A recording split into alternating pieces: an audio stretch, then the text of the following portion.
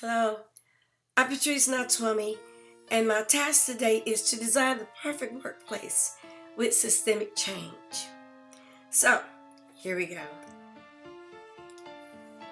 According to Bernanke, he emphasizes that educational change reforms break down mainly because they are cobbled together piece by piece, or the change failed to incorporate lessons from the classic model. So the question is, how do we guarantee successful change? In order for change to be successful, Bernanke states that it must take into consideration all the integrated, interdependent parts before a solution or change can be successful. My task today is to design that perfect workplace and ensure successful change. The gears that you see before you are all interdependent working parts. They're working, they're moving. But unless they work together, coming together, change will not take place. The whole is greater than its parts. I'm going to try to blend that or relate it to online education, which is my workspace and my workplace. I took the opportunity to interview Dr. Frank Williams, online director at Savannah State University, who knows best about what changes should be made, what systemic changes or adjustments need to be made to ensure change. Ladies and gentlemen, Dr. Frank Williams. Dr. Williams, thank you so much for agreeing to this interview. My task today is to design a perfect workplace for systemic change. Looking at online education, what changes would you make that would maybe follow those guidelines, if any? That's a great question. At Savannah State University, like many, or probably most traditional schools, brick and mortar institutions, the idea to get involved with online education has probably took place a couple of decades ago. Nevertheless, with proprietary schools and other institutions taking the lead with online and creating platforms for widespread use of their online platforms, schools like Savannah State University are now behind. So at Savannah State University, in order to create a systemic change, we need to begin with the policies that need to be in place, the vision for the online program, the manner in which we will hire and train faculty to teach online, and then the designated programs that will be offered online need to be in place. Those are all programmatic and sort of strategies, maybe not systemic in and of themselves, but overall that creates a different system that the university will then have in place. And my opinion, as the director of online education, we still have the opportunity and the capacity to create a great online program for this particular part of the state. Dr. Williams, thank you so much for your answer. I'd like to ask you if you have any innovative or creative ways to get this process started, kind of a progressive movement. Wow. When I first started, before we were able to hire a learning management system administrator, it was just basically one person manning this office. And that means that rather than having the opportunity to embark on some innovative ways, some creativity in this particular role, I was basically charged with convincing the powers that be of the benefits of online education. So after having several bouts dealing with the policies, creating the procedures that professors needed to go through to create viable and valuable and student-centered online courses, designs. Once we were able to hire a learning management system administrator, someone who brings a lot of great ideas to the table, now I'm open to listening to a lot of the innovations and ideas that that person has in mind, and also to implement what I think is the next best strategy for moving our online platform forward. What I've decided to do is, there are professors who are currently teaching online, and they've designed their own courses for the most part because there's nothing in place currently. So we're going to meet with each one of those professors in some kind of forum, whether individually or in a seminar situation.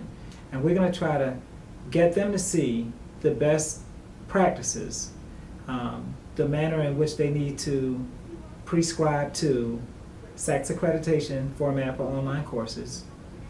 Then I'll make some recommendations for creating a great online experience for students.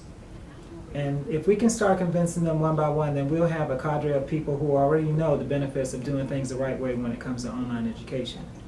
In the meantime, we also have some great ideas for creating a systemic change with our whole online platform, for lack of a better word right there. So let me see if I can think of some good ideas right now. Well, a storehouse of videos for faculty to choose from. Some of our superstar lectures could be on video. I know from our LMS that we're going to make sure that more and more faculty and staff are aware of the benefits of using PowerPoint presentations. And I mean the real power in PowerPoint and not just slide-by-slide presentations. So with her help, we're going to teach as many people as possible. We're going to convince as many people as possible until we can get whole departments and then whole colleges and then an entire university on board with the programs that we have in mind for online at Savannah State University. So the question is, how do we fix this? What makes it systemic? Where will the change come from? Well, let's talk about where we are now and where we need to be, and how do we get there? Presently, online education is not involved with recruitment, onboarding, faculty orientation, student training, ongoing assessment, face-to-face training. We're only responsible for resetting passwords, student monitoring, curriculum design, new course approval, building coursework, monitoring LMS, technical support, configurations, deployment, faculty monitoring. Well, we're responsible for some things, yet we're not connected with other things. So now we have to make the connection. We have to learn to develop relationships with those we might not understand and might not like, and vice versa. Fullen, 2001. So I would start with recruitment. Establish a relationship with new faculty coming to our campus so they know what to expect from online education. Professional development related to knowledge, skills, and disposition of teachers as individual staff members is a necessary but inefficient element. Obviously, this is important and can make a difference in individual classrooms, but unless connected to collective learning, it fails to influence the culture of the school. Fullen, 2007, page 164. For me, as I related to online education, I would provide training to faculty as it relates to their subject matter and their learning style. Providing excellent training contributes to the school as a whole. McLaughlin and Talbert, 2001, note that non-traditional students struggle in teacher-directed, sometimes impersonal classrooms. I would want to make this my personal objective, to make sure that students from all walks of life are engaged, exhilarated, and exposed to exciting lessons and experiences.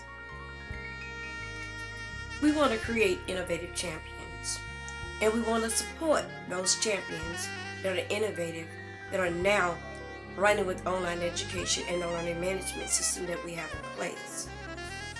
In order to increase the level of innovation and ideas shared among colleagues, it is recommended that administrators support innovation champions in their school. We say the same thing for online education. We want to support them and give them the resources necessary to implement excellence on all levels.